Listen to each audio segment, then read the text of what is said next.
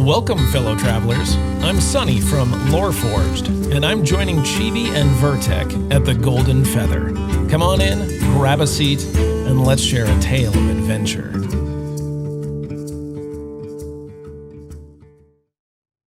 Hello, everybody. Oh, and welcome to the Golden Feather Tavern. We're your hosts, Chibi and Vertek, discuss Ashes of Creation and important topics spoken about within the Ashes community. Every week we invite you, the viewer, and a special guest to pull up a chair, grab a pint, and join the conversation with us.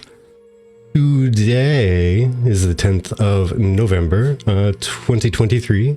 We are on episode 187. We're titling this one, Sunny Side Up, because we have with us a traveling bard by the name of Sunny Ravencourt to be specific, or no, to be Pacific. How you doing? I am well. I'm a little stressed out. 100% my fault. It turns out that East Coast time and Central time are not negotiable as far as which order you put them in, and determining which one is an hour ahead of the other. So it was a bit of a panic. I did, in fact, leave my wife with my mother at a bar. Oh, no. About 20 minutes ago, as I got 9 phone calls from the other 2 cohorts in my band of merry men, Cash and JB, as they sent me messages like, hey, are you supposed to be on the Golden Feather like now? And then I had the horrible realization that I had in fact screwed up the time zone change, and then had my 70-plus-year-old father race me home like some sort of IndyCar driver. So it's been a moment, but I am super excited to be here, and I hope that you don't hold my inability to calculate time zones ahead of me or the nice people at Loreforged. Well, I tell you what, because your 70-plus-year-old father still has those racing genes in him and he can still get it moving, then we'll go ahead and we'll say that's good enough. It's good enough. Yeah. Well, I appreciate it. Thank you. Thanks for popping in all the same. We've all messed up on times before, so, you know, it happens. I've tried to force time zones to cooperate and they just don't. They just don't. Yeah. So the other person here, the lovely face on the very far side of the screen, underneath the Golden Feather Tavern sign, this is Chibi. How are you? I'm doing good. I actually thought today was Saturday for a second. We're almost there. Yeah, I'm not used to having Fridays off for holidays, so when I woke up and it was like 11, I was like, man, this is a good Saturday. Wait, did we do our podcast yet? Oh, it's Friday. Oh. It feels so good to make that mistake, though. Yes, I agree. Mm-hmm.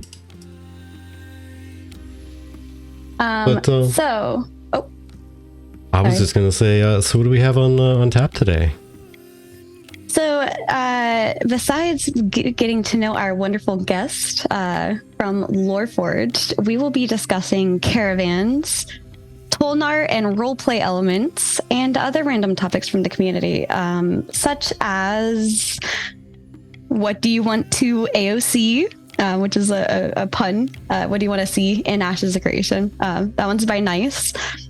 And some mercenary work topics and cooperative combat with Ashes of Creation. We have quite the little deck today.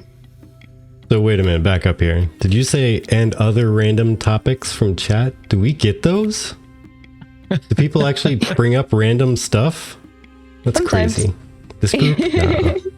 Nah. But aside from that, so Sunny, for those who may not know, the man, the myth, the bow-tied legend, who is you? What do you do? And what brought you around to Ashes? So I'm Sunny, and I am one of a 3-person team that is called Loreforged, and we are a podcast that also covers Ashes of Creation. We have been in this space now for, oh goodness, I don't know, maybe like 6 months. Seems like less than that, maybe like 4 or 5. The other 2 guys and I have been podcasting together for a very long time. We met each other in somewhere around 2010 or something like that, when we were all on individual places discovering SWTOR, Star Wars: The Old Republic.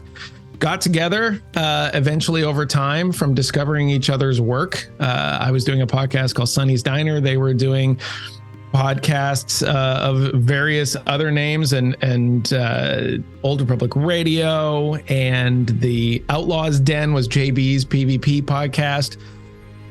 And, eventually we started working together. They did a podcast that had a lot of success in the Elder Scrolls area, and that was Lore Seekers. And I went off on my own and did a podcast called The University of Coruscant. And we eventually got back together and did some more work together for Guild Wars 2, and decided, you know what, like, let's do a game that is in the pre-launch phase that really looks like it might change things. Like we really want like a big one. And we looked around for a while and, just kind of had our ear to the ground. And eventually we found Ashes. They had done some stuff with Ashes back in the day. They had a short run with Ashes, maybe like 3 years ago or something like that.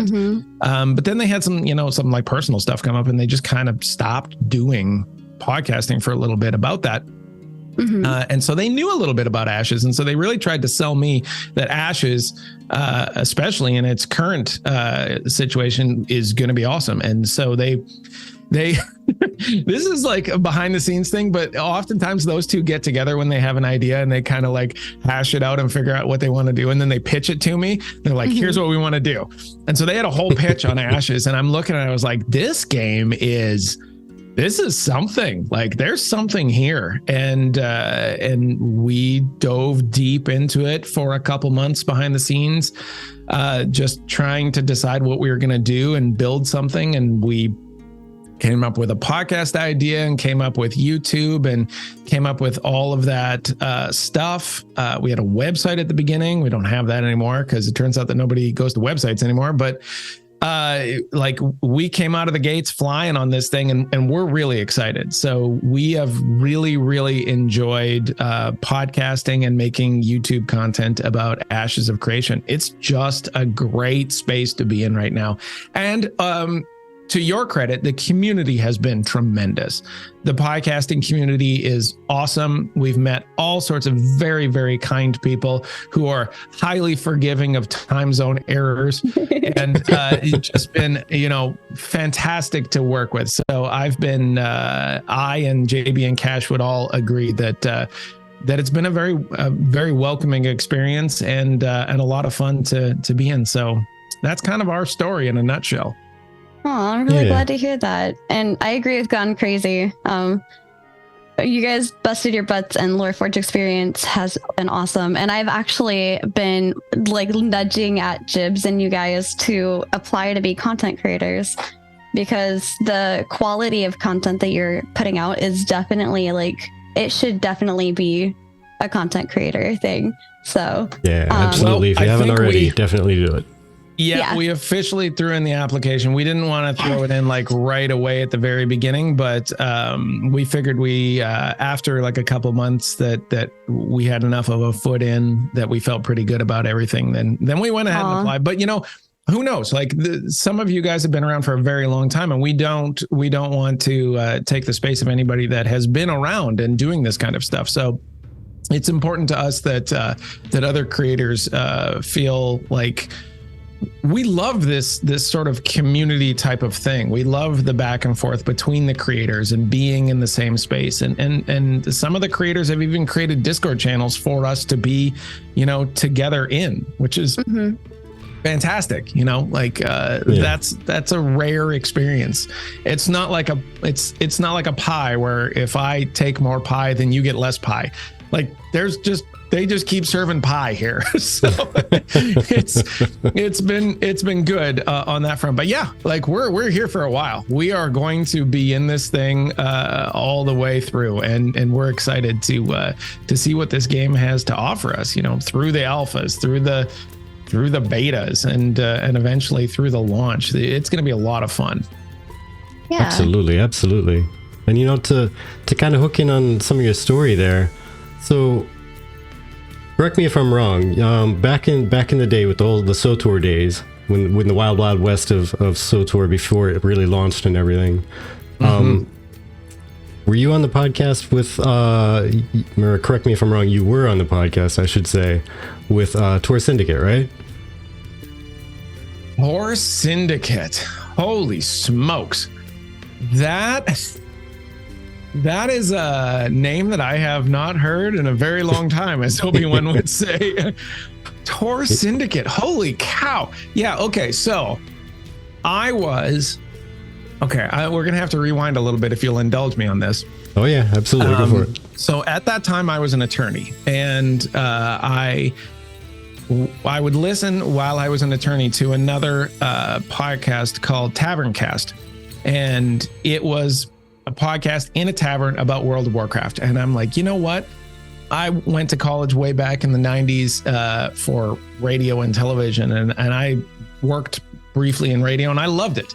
I'm like, I can do this. We can do this. So I got my friend Mickey, Radical was his online name, and we made a podcast called Sonny's Diner. And so we reached out to some other podcasts at that time because they were trying to build networks. And this really was the Wild West.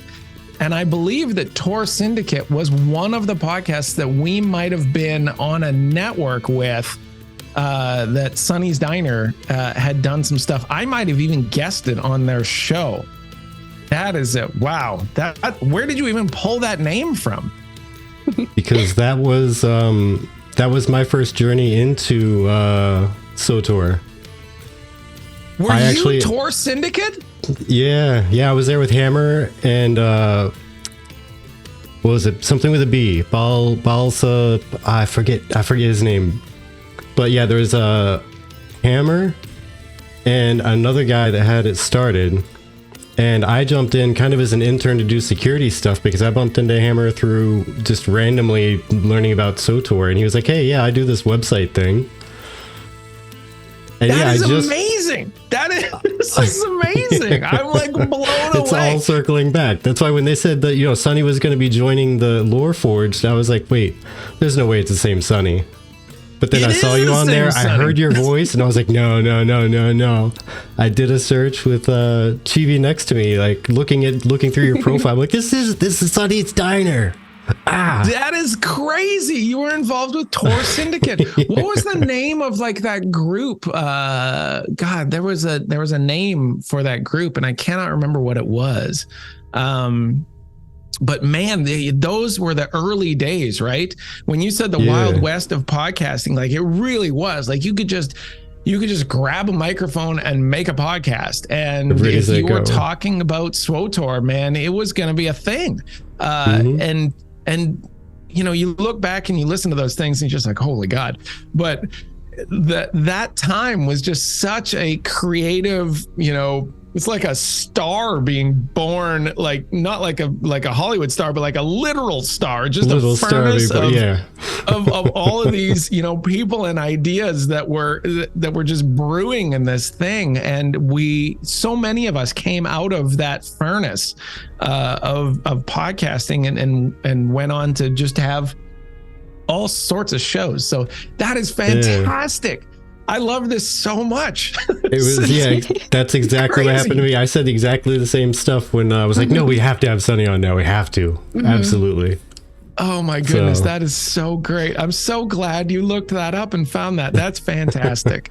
But I actually, I was even thinking at some point of even totally stealing your idea and giving you credit and everything and all, but the whole diner sounds you had in the background of your show, I thought that was brilliant because the Sonny's Diner and you literally had diner sounds in the background with the dishes, the people kind of talking to themselves and everything. And that was 100% inspired by Tavern Cast. Tavern Cast was that show, and they were in the Thunder Brew Distillery outside of Ironforge. And you can go to the Thunder Brew Distillery right outside of Ironforge. Yeah. And they had their podcast there, and they had the sounds of a tavern in the background. And I'm like, this is brilliant. And it changes, like from an audio standpoint, it changes everything, because now you don't have to have this super high quality equipment, because it's all masked by the live sound of being in the tavern. And so we have taken that. I took it directly with Sonny's Diner because I love diners. And so I'm like, well, I'm just going to have my show in a diner. And so I made Sonny's Diner. The title had nothing to do with Star Wars, which I think people actually liked. It's just Sonny's Diner is a show about Star Wars. And pumped in the diner sound, and it made you feel like you were there. And since then, we have done more or less all of our shows with that kind of philosophy, including Loreforged, which is in a tavern, and it's just such a great, warm feeling for people to listen to. Yeah, I agree with that. Yeah. Also, welcome in, Surgeon General. Thank you for the follow. Yeah. But yeah, no, as soon as I realized, or rather Vertech realized the connection between the two of you, I was like, oh man, this episode's going to be amazing. I can't wait. It's so wild. I'm so glad that you sprung it on me too, that I didn't even know. That's what makes it even better. I was like over here giggling to myself when you were mentioning Sonny's Diner. I was like, oh, he's about to find out. But yeah, definitely at that time I was still super shy on podcasts. Didn't really talk a lot on them. I was kind of like the background guy. Hammer was like, you know what you are? You're the producer. You reach out to people and you set this stuff up, and then you're just kind of there and you just watch things happen. I said, okay, I'm okay with that. I don't talk on microphones much. Every show needs a good producer like that. Yeah, right. Honestly, we're like, Kai, does anybody want to be our producer? We could use one. Oh, I hear you. But I think you were saying, Vertech, that it was because of that one that you wanted to do another podcast, right? Yeah, getting started with that, and then honestly, it was the talking with everybody else, like Carillion Run and you guys, and I forget the name of the show. It was Tour something. But they did like their pride was like the 15-minute podcast.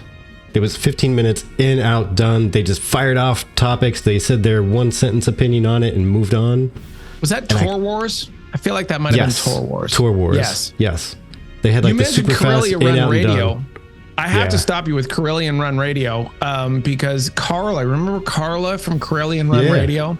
Uh-huh. This older lady from Texas, and Carillion Run Radio was one of those things that it was just like truly at that time you felt like anybody can do this, right? Like, here's me, I'm this former radio guy, I'm an attorney, I'm doing this. And then right next to me in another podcast that is highly respected is this housewife with this Texan accent, and she is just awesome. And you're just like, you know what?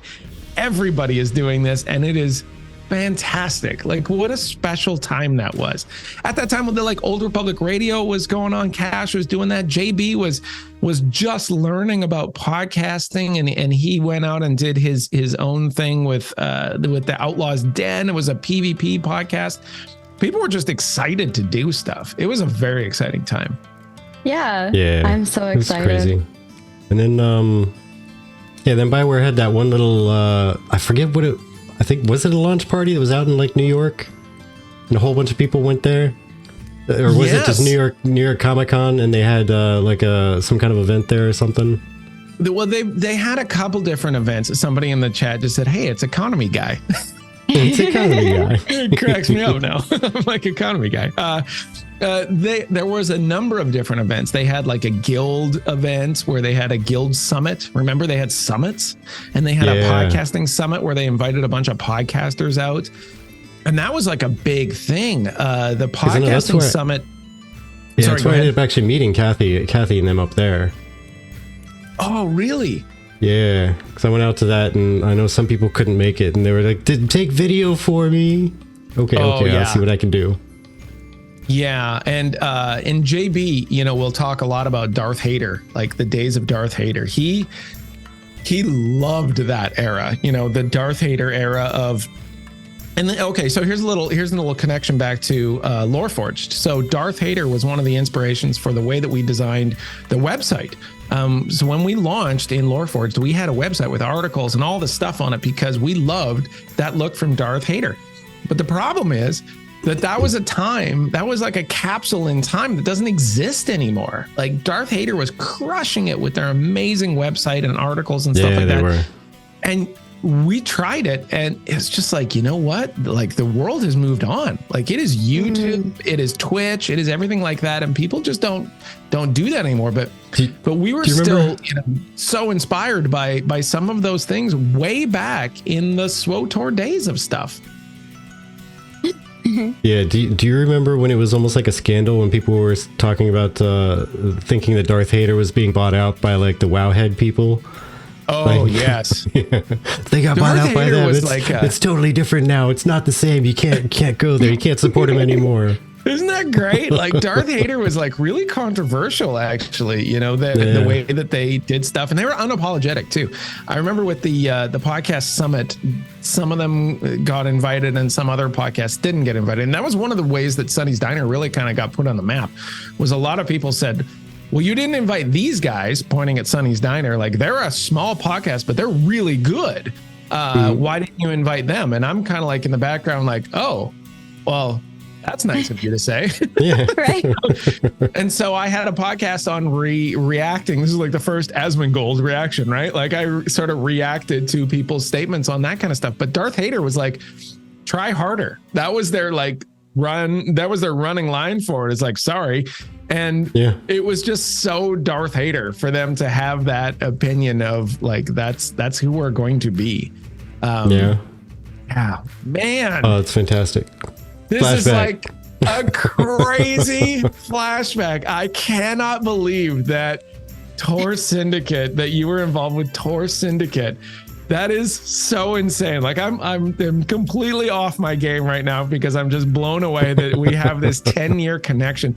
But like Katie said in the chat, she goes, "What a small freaking world," and she's absolutely right. Like you just run into people in this universe, in this podcasting universe, that are doing MMOs, and we have just circled around each other for the better part of more than a decade, almost 15 years of doing this kind of stuff. And there's the same people just keep showing up, and you make these great friendships. And the ones that are kind, and the ones that are outgoing, and the ones that will help you are the ones that, stick around, it seems like. Mm-hmm. So I'm super happy to be on your show and helping you guys out. And I'm sure that we'll have you on ours, and you can help us out. And just that kind of, camaraderie is seems like this is the kind of game, Ashes of Creation is the kind of game and the kind of space that is going to foster that sort of stuff. Absolutely. Yeah. Oh yeah, true. It is 5 years counting, because by this point we've already had Party of 5. So yeah, we had Party of 5. We tried to do a round table type thing, and it just didn't go well, trying to plan like 5 people's schedules and have everyone show up every week. So that died fairly quickly. It got really hard to schedule 5 people consistently. Party of 5. You had to try to do a 5-person podcast. We can barely do 3, and we're not even good at that. We had 4 constant people and 1 guest. Yeah. That would be Death's Proxy. Definitely. Was it Poisons? No. I know that it was definitely what's his name? I see him in my head.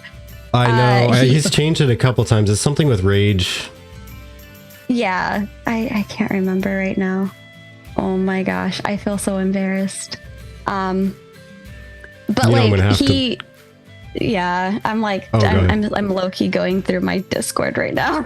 But he's really nice. But it's just everybody's timing.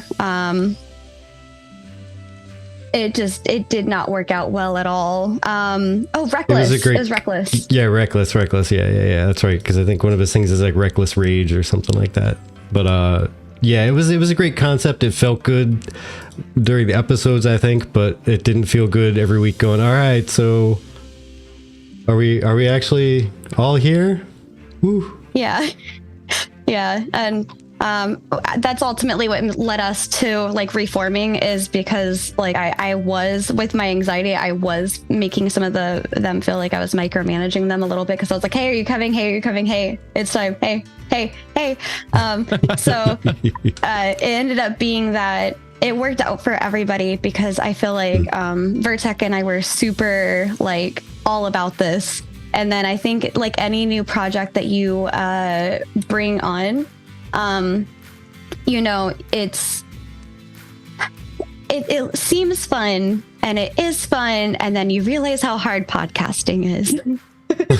And it's not just let me go live and then that's the end of it. It's, oh, okay, now I have to market this podcast. Now I have to figure out where I'm going to post this podcast. And there's a lot more to podcasting than just showing up and talking. Although with our guests, we try to make it easy. Yeah. With our guests, we try to make it as easy on them as possible. But ultimately, Vertec and I, with being very adamant about doing this every single week, we decided, hey, why don't we just do our own thing? We'll reform it, and then you guys can come on as guests when you're ready. And we can also have other guests on, and that we can really widen who we can have conversations with, who we can expose to the community, either in terms of content or like if there's like a guild, right? So like some of the small guilds that we've had on, it allowing more people to be aware of them. So yeah, indeed. It's really cool when you start like having these little backstories, in a way. I don't know a good way of putting it, but like you two knowing each other, that's just really awesome. I love that. And I was saying, like, I love how within the gaming world, it's almost like a small world, because you end up like circling back among people. Oh, thank you, Sano. I appreciate that. I was so excited, I think, when I got a foot. I was like, I got a foot. Sonny, did you end up watching the Minecraft portion of the Extra Life? Well, we didn't. So we did a stream for Extra Life. Mm-hmm. We were very fortunate. We had a lot. Congratulations, by the way. Well, thank you very much. We raised, I think it was close to like $1,100. Katie would know the actual answer for this. I know that we raised at least 1,070, and I think we hit just a little bit over that. And so, you know, we exceeded our goals tremendously. But it was an 8-hour stream, and it was a tabletop role-playing game in the world of Vera. And so it I don't know how to explain this. Like, we were talking about it later, that people do 24-hour streams, and then we were talking about, well, let's do a 12-hour stream, and then finally got down to like an 8-hour stream. That 8 hours almost killed me. It was just exhausting. Well, we had such a magical adventure with JB running the thing, and I was laughing, and I was tired, and I was energetic, and then exhausted, and oh my goodness, it did fly by. But holy God, like, oh yeah, I think we unlocked the secret. We had shifts. Yes. We started off streaming together, and then I took a nap for a couple of 3 hours. She took a nap for a couple of 3 hours. I think it turned out to be like 2 hours instead, but close enough. And then we both came back on after that. And then we started getting to the exciting stuff in midday, so there was more activity to keep us active. Yeah. So how was the Minecraft thing? It was a lot of fun. But real quick, I have to say, just going back to the whole charity thing, thank you guys for donating. And we owe you guys a Bean Boozled. We do. That's not forgotten. It's just he literally got back at 3 a.m. in the morning. So like today. So I was waiting to be able to do that with him. But we owe you guys a Bean Boozled for that milestone. But the Minecraft thing was really fun. I had never played Minecraft, and neither had my friends. And we apparently were attacked by the RNG. So we kept getting RNG, and apparently the judges were like, oh no, it's yellow again. And for us, we get back to getting busy, and then suddenly we're like, hey, yellow team. And the rest of us are like, Oh no. Oh no. What now? Yeah, it was just, you could hear it when a random pick came around. They're like, oh no, it's gonna be yellow, watch. They push the button, oh, it's yellow. No. Oh, That is poor amazing though. team. Like the level that level that Intrepid was able to reach with this extra life thing, and the fun that they had with everybody was really something. Like I don't know how you top something like that. Like it was super fun all day long for everybody. Yeah, no, absolutely. I love the idea of Minecraft though, right? Like what a gamer's game, right? It's Legos for adults in a video game world. And and that's super cool to be able to say like, this is what we're doing. We're doing Minecraft. Yeah. And somebody donated 1,000, so that's what Z is talking about. There's TNT, so if somebody donates 1,000, they can pick which team to put all 5 of the TNT on. And I guess they had requested for it to be random, and it landed on us. And so we had we had finally gotten to like building a structure, and then it came to TNT, and like you could hear it in my teammates. Like you could hear like the like feeling. And I tried keeping all of us positive. It was really hard because like I like at that point I had only had 3 hours of sleep in the last 24 hours because the day before was my birthday. So I was like, oh my gosh, I have a thing at 2 o'clock in the morning, and it's the change in time day. So there's that. So I slept like 3 hours, and then I went and did this thing for like 5 or 6 hours. And by the end of it, you could like just hear my teammates like, how much longer until they're like choosing the winner? I'm so exhausted. And I was like, I don't know. I'm sorry. Oh my goodness. I can't even imagine. Yeah, the bunny temple. The bunny temple, though, that was worth going back and watching the Minecraft section alone. The bunny temple was amazing. Hi, Wizzy. Also, hi, Gullet. Oh, Gullet, I didn't see you sneak in. Oh, there you are. I see you now. Yeah. It was rigged, he says. Boy. But yeah, no, it was a lot of fun. It was chaos. I was enjoying it. Trying to keep my like, I remember when Toast was a part of it too, and like there was that negative thing that happened to Toast group, and Toast, you could hear it in Toast's voice. She was upset. She was so sad. And like I feel it completely, because before I was a part of this, but I was a guest. Recently, like being a part of it, like and building, I understand. You're tired. You're trying to maintain your emotions, but you're also upset because like all of your hard work. Yeah. I can only imagine, right? Especially with Minecraft, like when you build those things, you take personal investment in it, and then it just gets blown up. Yeah. And Sano, yeah, we were all new. We had no idea what we were doing. Like I was Googling like freaking crazy. I was like, okay, what else can I make? I know I can make glass. How do I make glass? What do I do with this? What do I do with that? And we're just like, it's a little panicked, but like very fun and very like, okay, we're going to do this. We're going to do that. We're going to do this. And then we were the only ones, I guess, that tried to do the canvas or the canopy. We tried to do the canopy. Vladis had practice streams. Nice. Yeah, I should have done that. I don't know why I didn't. How does one diversify materials? No, not investments. Diverse materials. But I called Vertec like maybe 30 minutes before. I was like, hey, do you want to pop on? I'll show you. Like I'm learning how to play Minecraft. But yeah, the whole thing was fun. But we're not here to talk about me.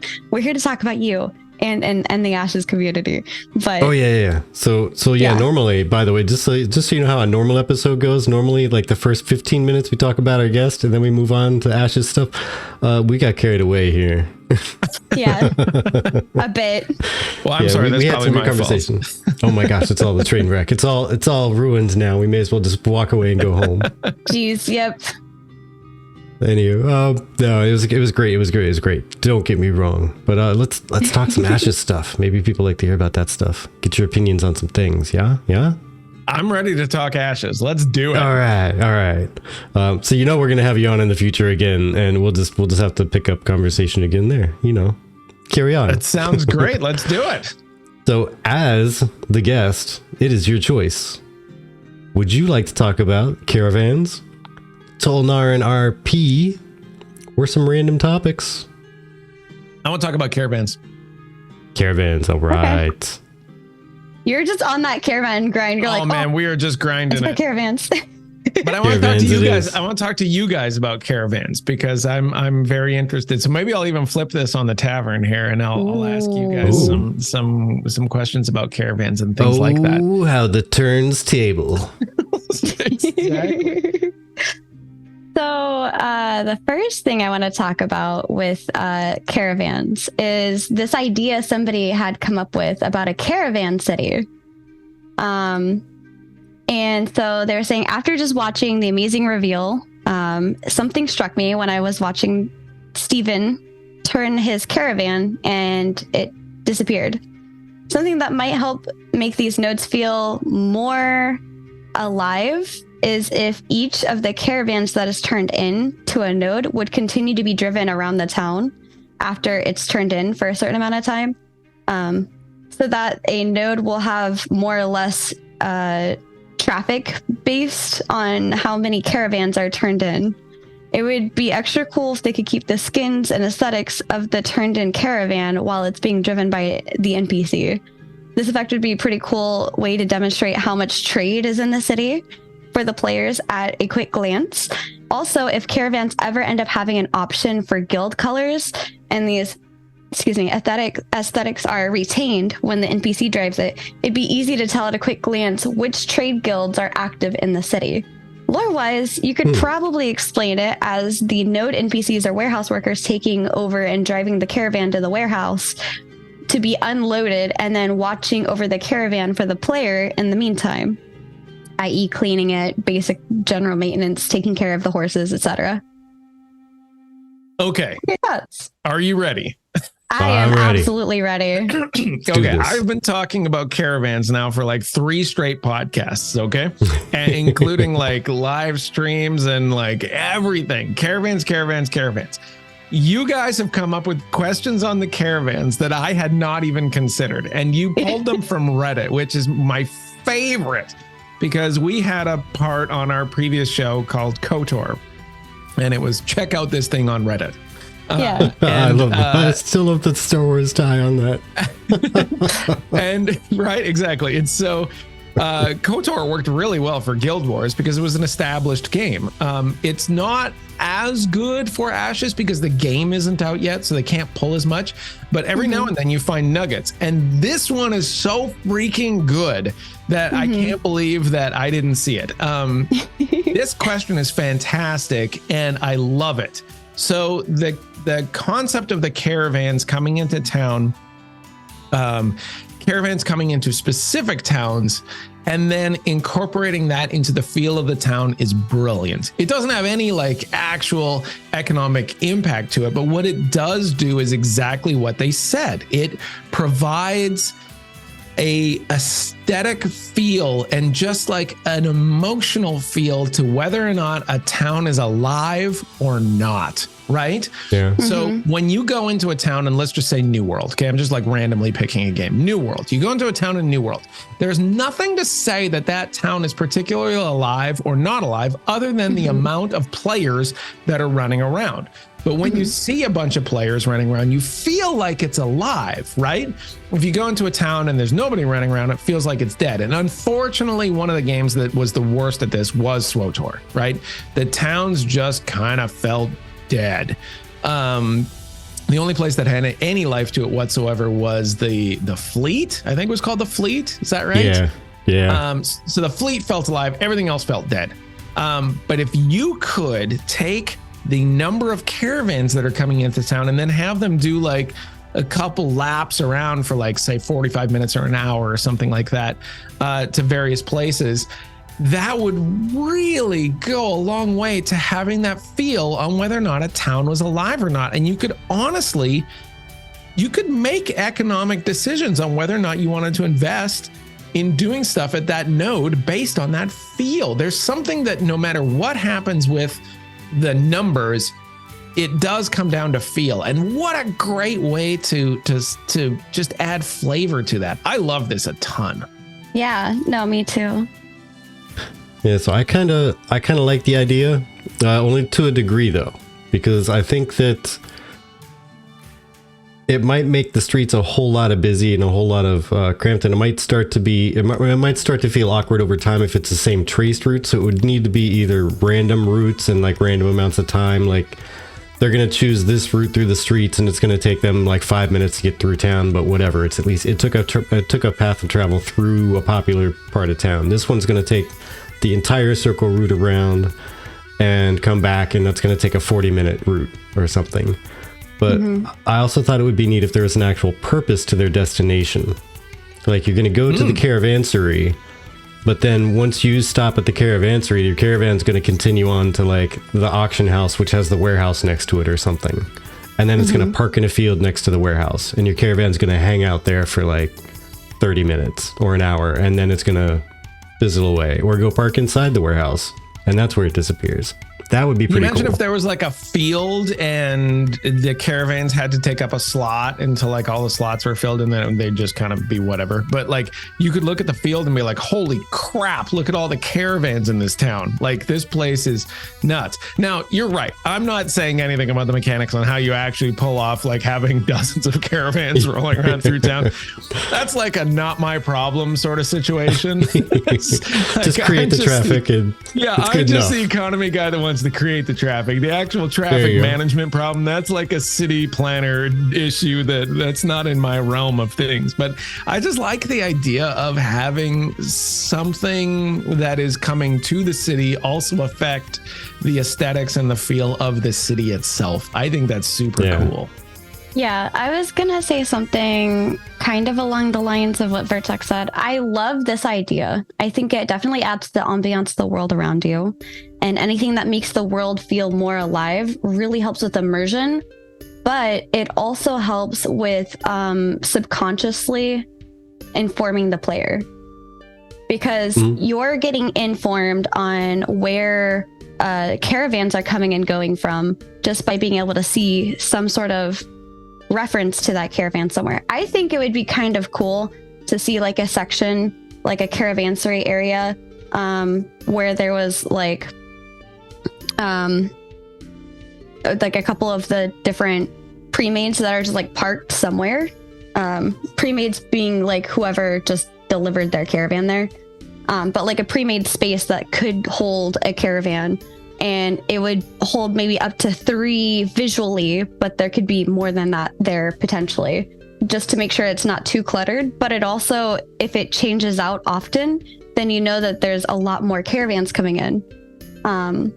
You know what this reminds me of, Chibi? Like as you're talking, it reminds me of like that line from Archer where it's like, do you want ants? This is how you get ants. This is how you get ants. You want bandits? Because this is how you get bandits, right? Like you have a bunch of caravans in town and the bandits are like, okay, maybe we ought to like take a look at this place. Yeah, maybe we should stake out. Actually, there's at least 15 ways you could think of in the next like 10 minutes to totally exploit that kind of thing too.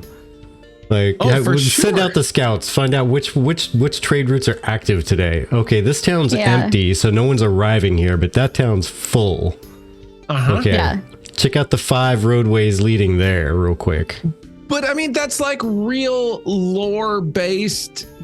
That's how it works, right? You're not gaming a system. You're taking advantage of the common sense of a bandit. Yeah, that's observation of what's going on in the world. Yes, and so I don't even think that that's like a bad thing. Like that's not gaming a system to me. That's not taking advantage of something that's unnatural. That's saying like, look, they're all going to Chicago and nobody gives a crap about Milwaukee right now, right?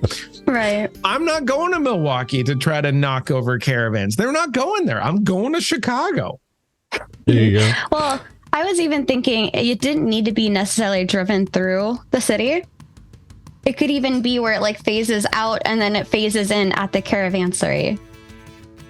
So even if you're in town and you're running past the caravanserai, suddenly you see this wagon or this caravan phase in, and you're like, oh, somebody just delivered some goods.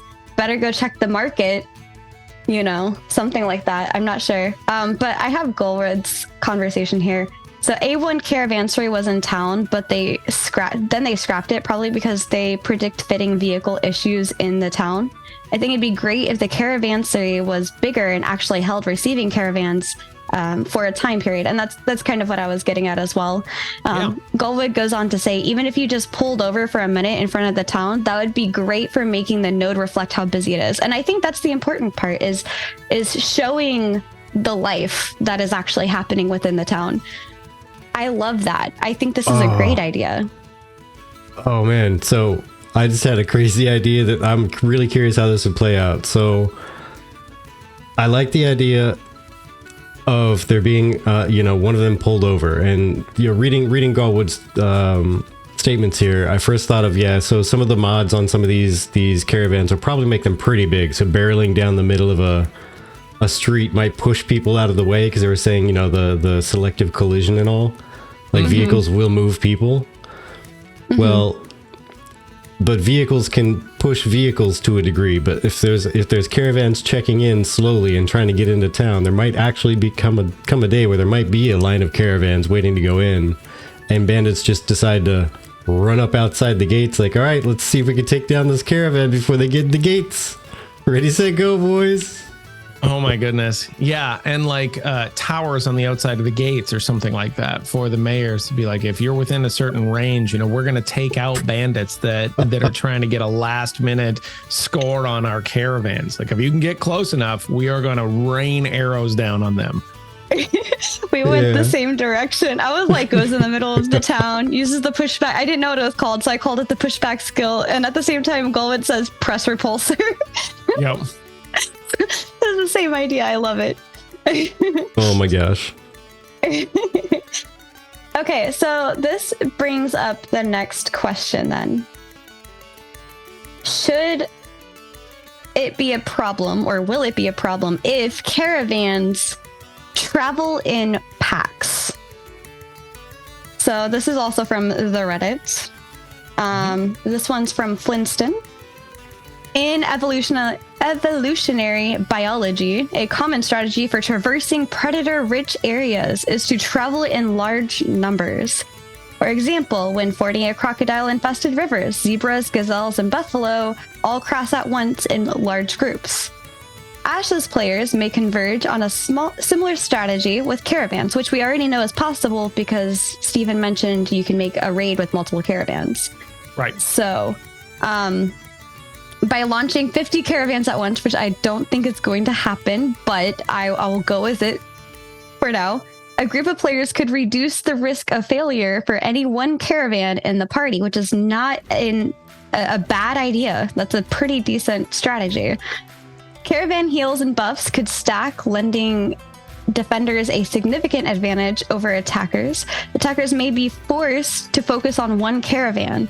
When they bring it down, they'll need to commit some of their resources to salvaging and recovering the spoils, leaving fewer attackers to assault the remaining train. Yeah, I have like a lot of thoughts on this. This to me seems perfectly plausible and probably the way that it's going to happen. If I'm going to be launching a caravan by myself, so there's a number of different strategies with the caravan thing, right? You either go heavy and have a lot of defenders and you just pretty much say like, look, this is going to be a slog and it's going to get bloody, but we're going to make it through because we've got more health than you do. Or you go the other way and you launch these things in the dead of night and you do it in small operations and you do it as quickly as humanly possible to spend as little amount of time on the road. Right. Either way you do this, you are better off in numbers. No matter if you're going quickly in numbers like gazelles or you're going slow in numbers like buffalo.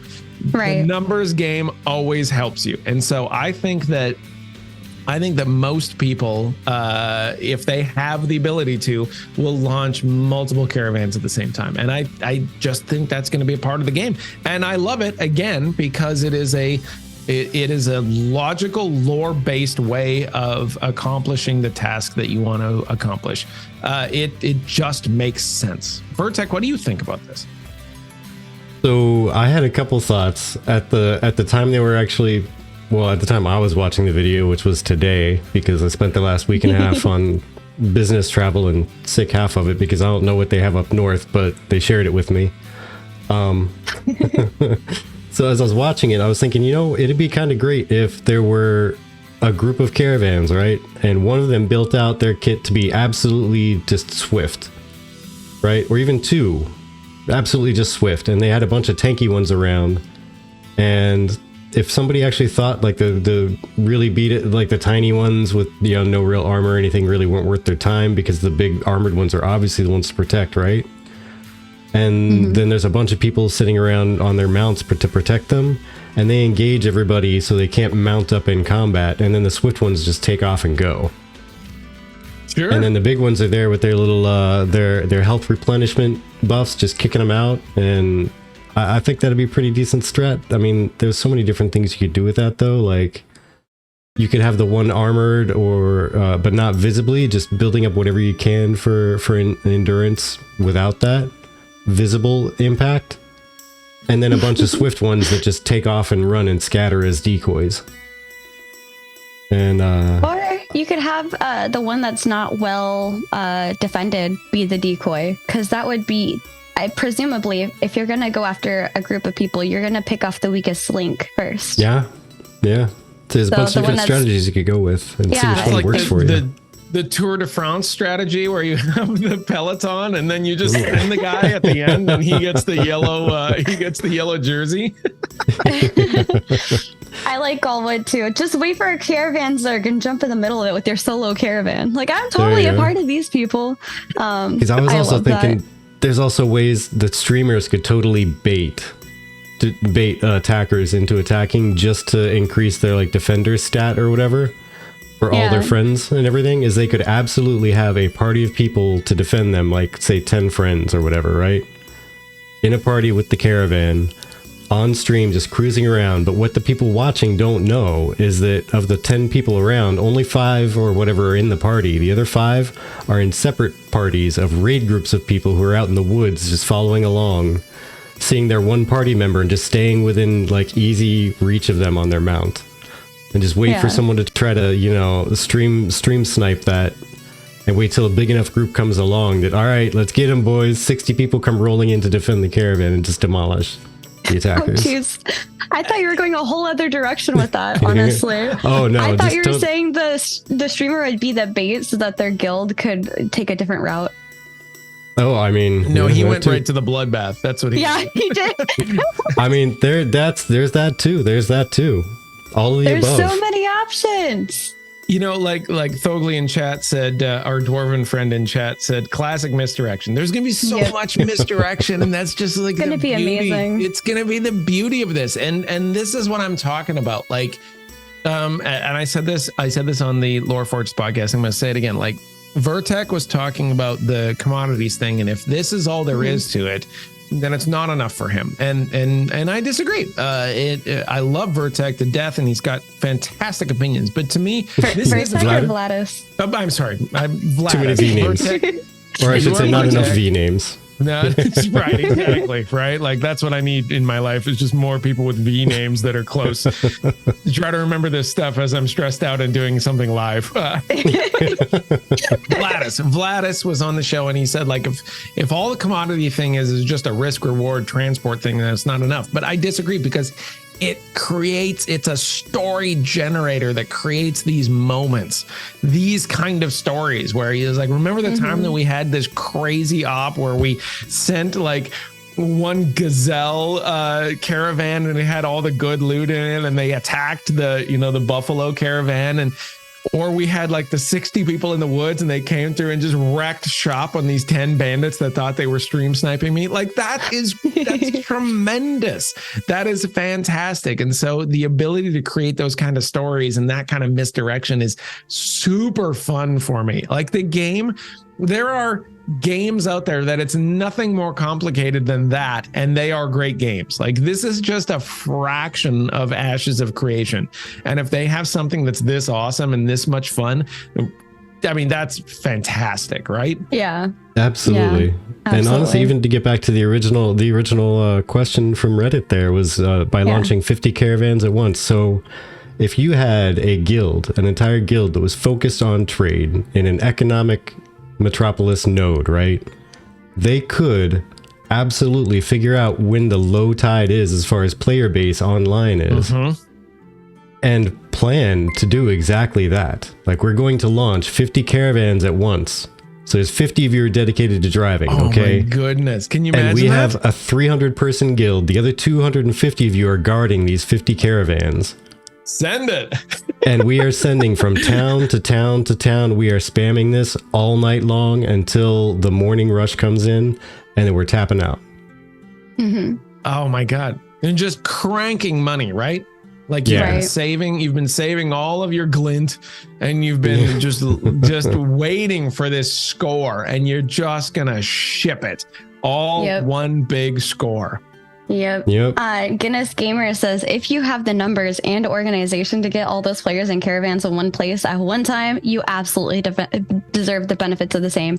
And that's why I was going to say, like, to directly answer the question, no, it's not a problem. It's the way the game should be played. Strategy is going to be a big piece. It's like D&D, right? If you can do it and it's within the means of playing D&D or any tabletop game, and you're not breaking the rules, by means, do it. Think of the disruption that could potentially cause in the economy, though, right? Like, if it turns out that people are smarter and more clever than Intrepid thinks they are, you could have a multiples of influx of gold into the game, right? Oh, absolutely. Because you could have, let's say they expect about 50% of caravans to make it through. Okay, so they're basing their thing on that. If all of a sudden you're getting like 80% of caravans through and people are making big scores, that is 6 times the amount of gold for that extra 30% that's going through. And all of the sudden you have this huge influx of gold into your game. It is like, it could be extremely disruptive if they are not accurate on their predictions. Oh yeah. I mean, there's also things like that 50 caravan at once thing could absolutely be a long play too.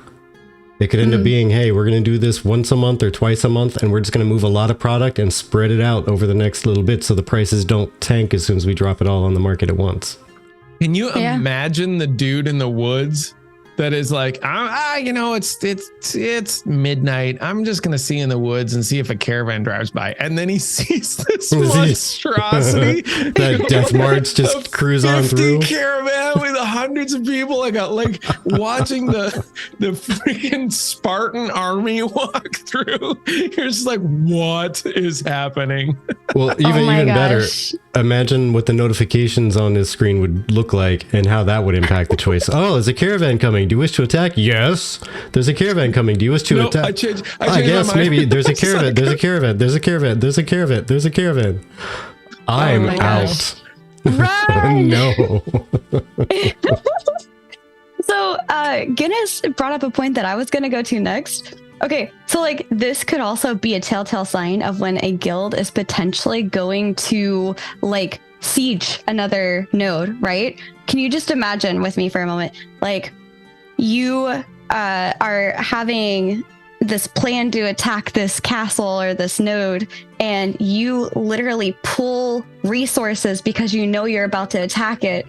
So you move those resources over to a different node, because as soon as that goes down, you can sell those resources for more because the node is no longer whatever tier it was. Right? Oh, so there's so many different like strategies and things that you can do at work. And it, like, as Guinness says, it's gonna be a huge cause of big scale PvP for node versus node, because, you know, it's crazy what you could do with this. I don't know, I'm excited. Yeah, I mean, you bring up great points, right? Like, it's the creativity of the players that is going to be the limiting factor on this thing. And if we know anything about MMO players, it's that they have time and they are creative and patient. We are not Counter-Strike Go players, right? We're the long game. Yeah, we are long game players. We are invested in this thing for the long run. We know that we will likely be playing this game for more than months, possibly years, right? And so it is a big thing for us to be able to be patient. We are maybe, I don't know, we are maybe the most patient gaming group in existence, MMO players. And I think that really does factor into some of these decisions when it comes to these sort of economic things. Mm-hmm. Guinness also says the military nodes are going to be the ones to watch. Oh boy. I mean, the difference in the nodes makes a big deal, right? Like it has a big effect. I mean, I know that we're not talking about nodes right now, but man, I'm excited about some of like the twists on these nodes, like the divine nodes. I'm really interested in, and that's not normally my thing. I would normally be like, oh, tell me more about the economic nodes, but the divine nodes, I'm like, what is going to happen in these places? And so, moving caravans through these kind of things, I'm excited about like how that could potentially affect the local economies. I would like to see the caravans have more of an effect on the local, ecosystem. I would like to see it when you do deliver a bunch of caravans, that stuff happens in that city. Maybe they get bonuses to their growth rate or their node, growth, or the amount of money that comes into the mayoral coffers or stuff like that. I want to see that kind of stuff have an effect. So, I mean, we're early. This is all subject to change, but there's just a bunch of like super cool stuff that could be in play. Absolutely, I agree. And now a quick word from our sponsor.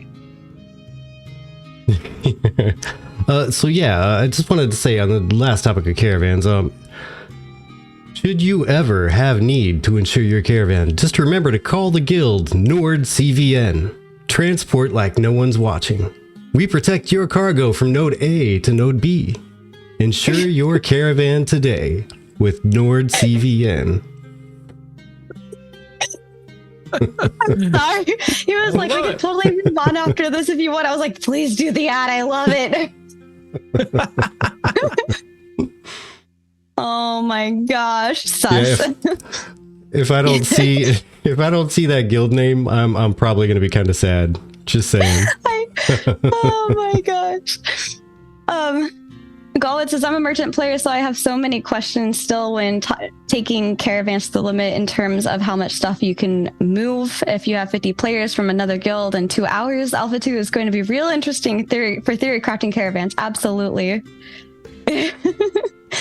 Yes, not wrong. Like there's gonna be a lot of stuff that comes through in Alpha 2. I guess the one thing I would say to Gall would be like, don't sell the farm on whether or not you like or dislike what you see in the Alpha 2, right? Like there's a reason that this is an alpha. We are going to be able to make adjustments. They're going to change things. So it'll be fun. It'll be fun, but it is still a testing ground. Absolutely. And the next thing I want to add real quick, last bit on caravans, is Ashes of Creation on November 16th at 11 a.m. Pacific time. And that's next Thursday, I believe. They're doing a community office hours in the Discord. Here's the link to their thread. And they're going to be talking about the caravan system. So if you would like to raise any concerns or just talk about kind of in a more one-to-one instead of chat to streamer, more like person to person, I recommend you join those. I have joined those before. They're very fun to sit in and listen to, if nothing else. And also Sano, absolutely. I think I may have had a video at one point of a caravan doing some very interesting stuff from Alpha 1. But yeah. Or maybe it was a boat. I don't remember. Honestly, it's been about 2 years. No, it was a caravan. I remember exactly which one you're talking about. Yep. Where the name got really large and it like covered the screen. Yeah. Oh, It was like jipping man. really bad. Yeah. Oh wait, no. I know a boat. You're talking about. No, okay. Yeah. Because I know wait, we I have. didn't even know you had access to the boats. It was like a little rowboat that was like hanging around on like the side of the beach or something like that. Yeah, and it was yeah. walking across it caused it to do just some bananas stuff. I remember seeing that because I also know we got some video. I think it was during one of the like random demo videos. One of the caravans also went absolutely bonkers. Oh yeah. During one of the Intrepid's recorded videos. Yeah. But Vertec would like to do the next section as a quick round, speed round. Yes, I apologize for being so long-winded. I'm sorry that you guys invited a super long-winded guy, but we did spend like 30 minutes discovering that we were a super old high school friends at the beginning of the podcast. Oh, yeah. It's all good. We don't mind when conversations carry over. So Absolutely. It's all good. But I'm gonna take us over to Tulnar. I'm excited about this. Lightning round, Tulnar, and roleplay. So first off, roleplay. RP tools, utilitarians, dice, and cards. Okay. So I recently took on the role of DM in D&D 5, and in the game, and by dint of games and documentation, I realized that many tools at our disposal could be implemented on online games for PR purposes. It's amazing what players can create with a few tools. So if you give them more, they can go a long way. So the idea is tavern games. In itself, it's the tavern games that made me think, why not give the possibility for players to have dice, cards, and game boards? No need to create rules or game systems. Players are free to decide. Works available in-game could propose rules of play specific to the world of Vera. And then for utilities, one thing that makes the game organic, in my opinion, is the fact of being able to modulate it slightly or play with it. So for example, for the utilitarian objects, candles, oil lamps, portable torches, for decorations or to illuminate dark areas, seeds, campfires, etc. So what are your thoughts on this? I know we're already planning on having the parlor games, but... Yeah, so I made a video on parlor games, and I really like this because one of the things that I'm excited to do is to open up a tavern. The tavern for me is the economic hub for everything that I want. I want a tavern. I want Sonny's Diner tavern form. Okay.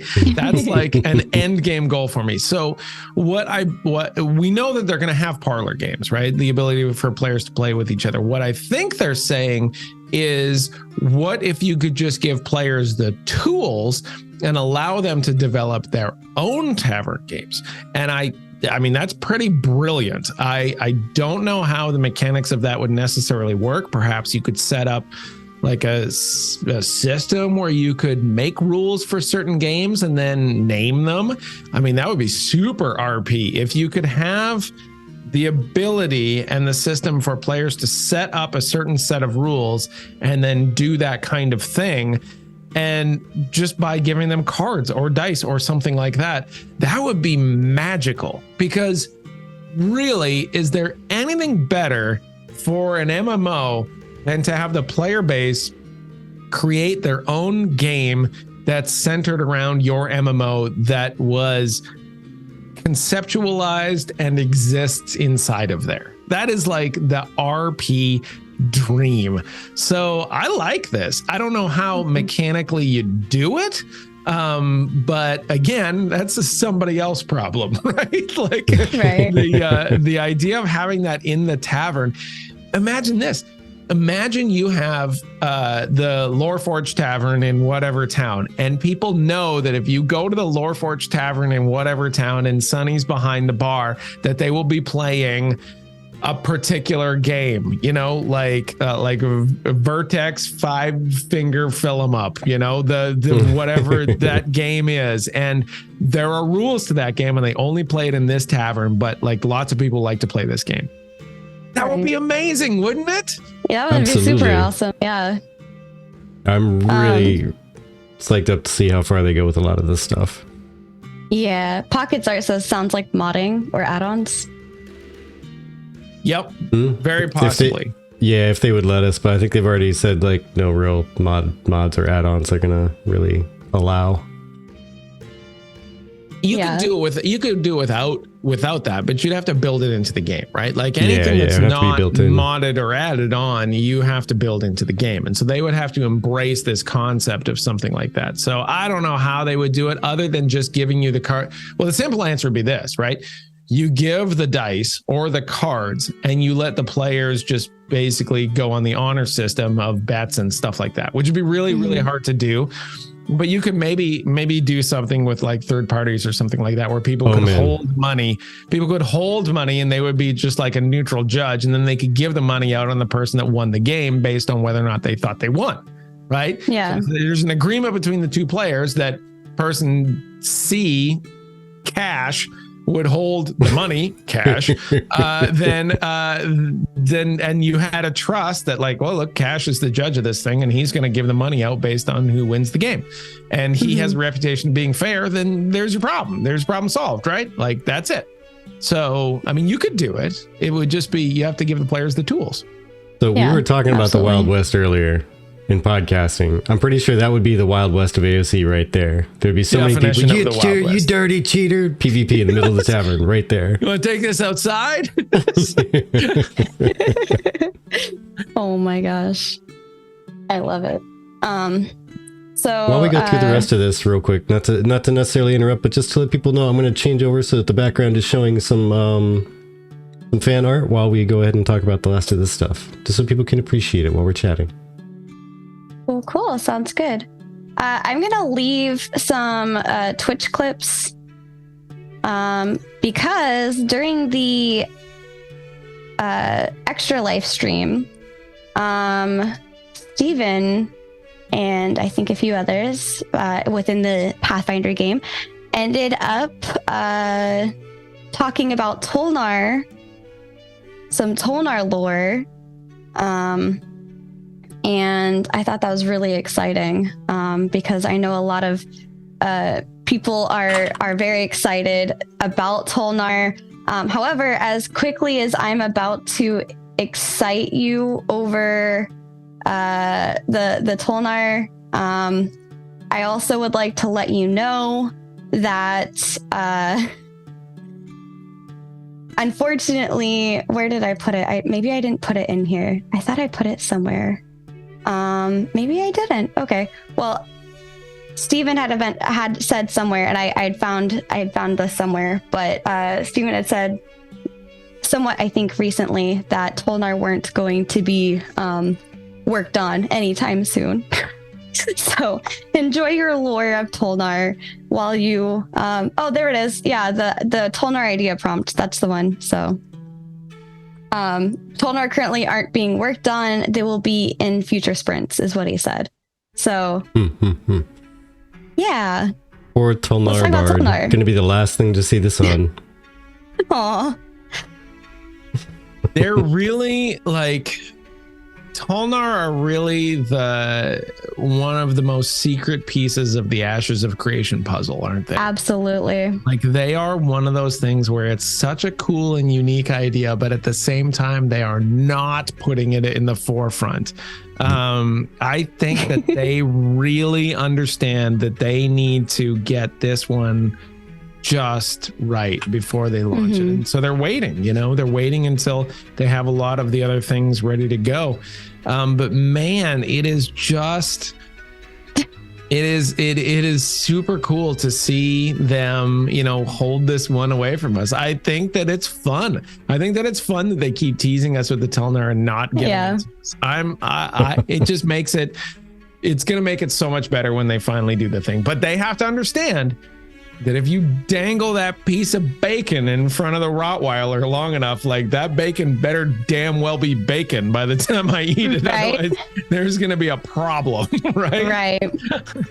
And to that point, Silverin actually made this Tulnar idea prompt where he put up a couple of things. And if you scroll down at your own leisure, there's a bunch of AI art that people have made where like what they would hope Tulnar could potentially be. And it's really, really cool. Some of it kind of reminds me of dark elves. Some of it reminds me, of tiefling. Some of it reminds me of the Aura from Final Fantasy 14. It's really cool. I like it. So give that a peruse if you would like. But some of it is gorgeous. Right? Yeah, absolutely. Gorgeous. Yeah. Like I'm very cool. Excited. I mean, they go anywhere from like demons to like just elves with goat horns, right? Yep. Yeah. And everything in Xenotox, between. though, that white dragon one, that second one, Yeah. that's amazing. Yeah, It's pretty awesome. I mean, and people are getting super creative with this kind of stuff. Oh, absolutely. I've always said I love the Ashes community because they're very creative people, honestly. So, who's this Definitely. mighty fine person on screen? Oh my gosh. Oh, this is an Empyrean elf. Ooh, The fan art by Albi Luna. there you go. Was actually the featured Go fan check out Friday. Or fan art Friday. That's awesome. I don't believe this fine person on the screen has a name though. Just Empyrean. Okay, and just a random male. This is the definitive Empyrean, as a matter of fact. I love it. Alas, Tulnar free alpha. Yep. This is from Nice Gaming. Nice Gaming says, "What do you want to AOC?" As we all know, Alpha 2 is due out next year. We've had a lot of great showcases detailing this highly ambitious MMO. I'm personally very happy with what they've seen and haven't been so excited for a game perhaps ever. With that being said, we basically get one instance of gameplay per month with goals of showcasing specific systems, features, or archetypes.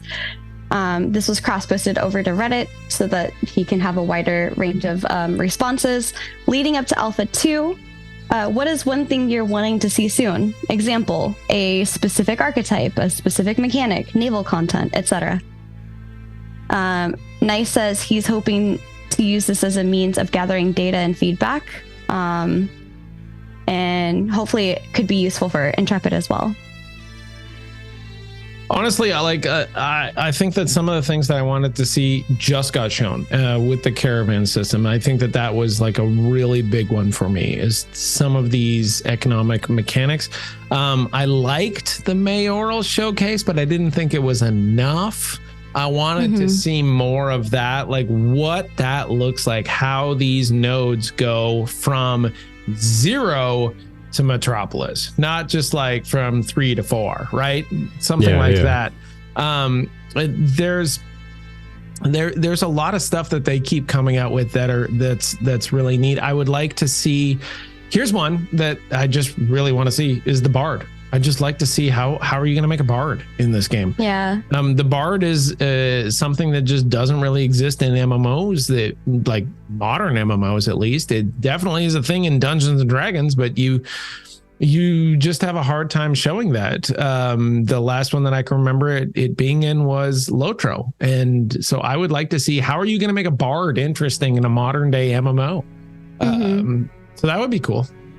Yeah, honestly.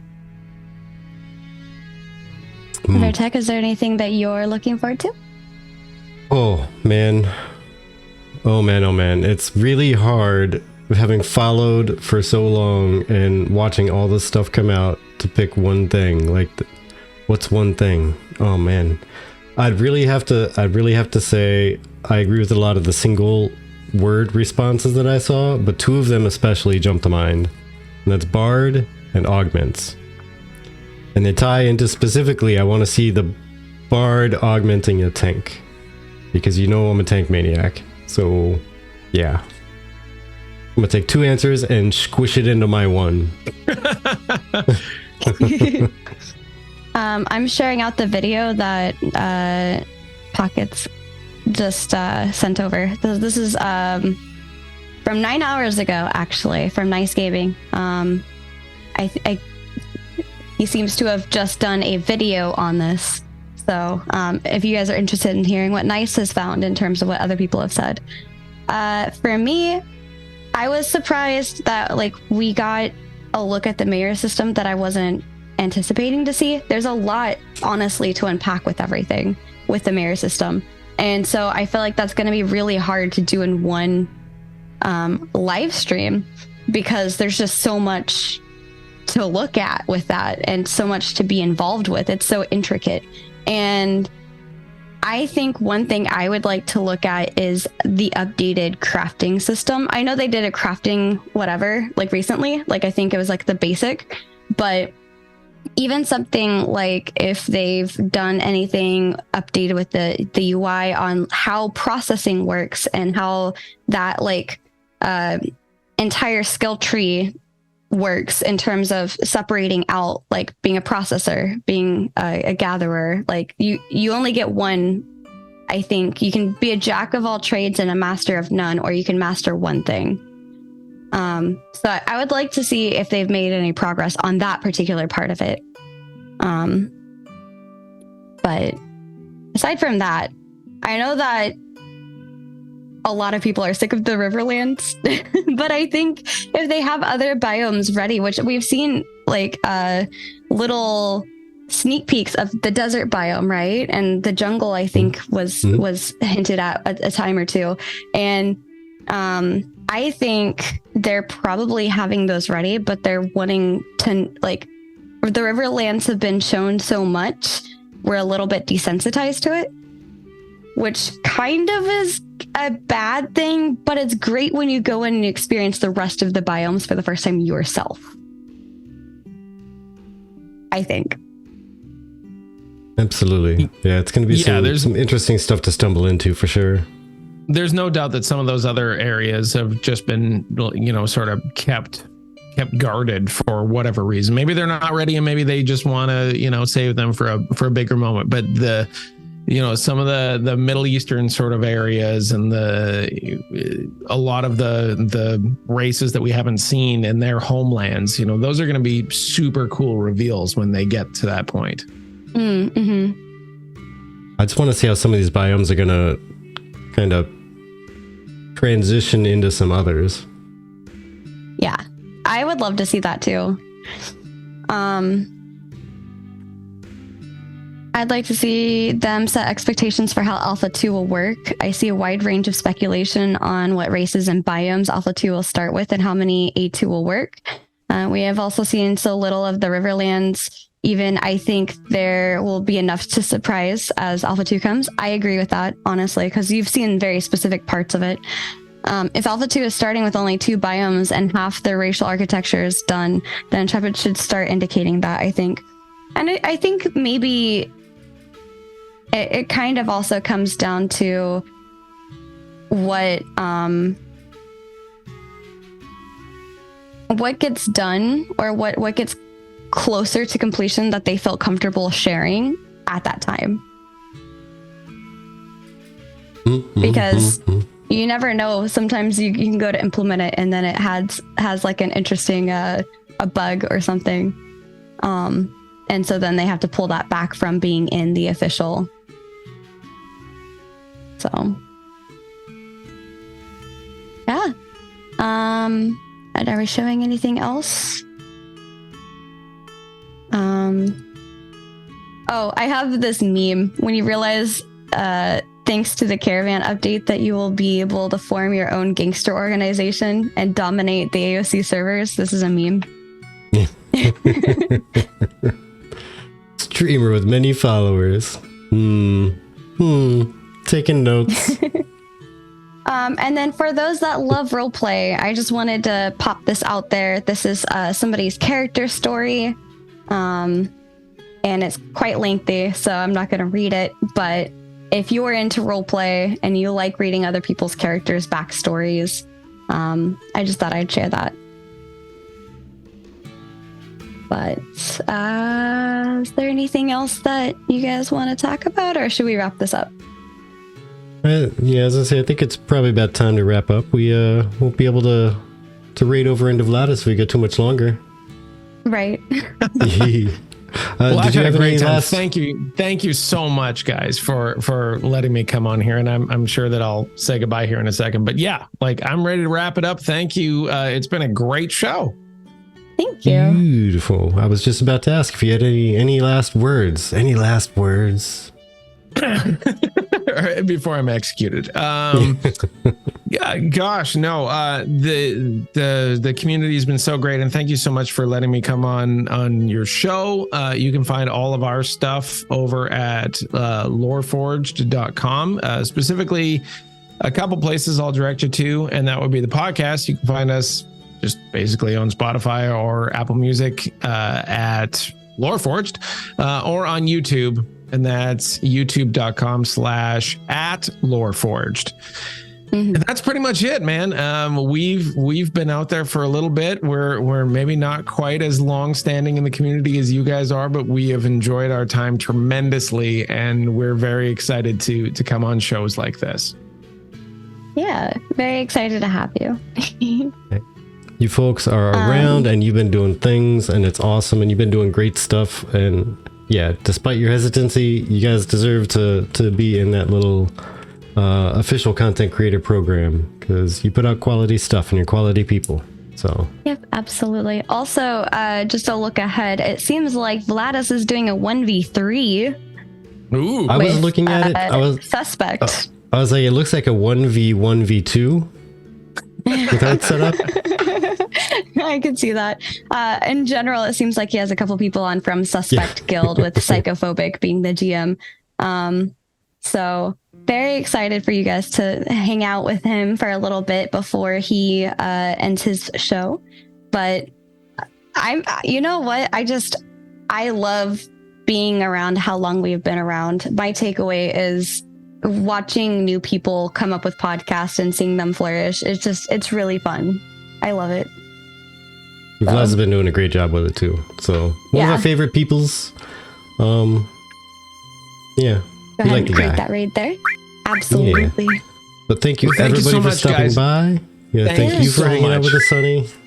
Greatly appreciate you being here. Everybody, thank you so much for your time. You could have been doing anything tonight. You could have been crafting your own caravans and your own schemes to use them to take over the world. Who knows what you could do with that? But instead, you spent it here, and time is the most valuable resource, no matter what you could fit in that caravan. So thank you for spending it with us. Super appreciate it. And until we see you next time, take care. Bye. Peace, love, and honeybees.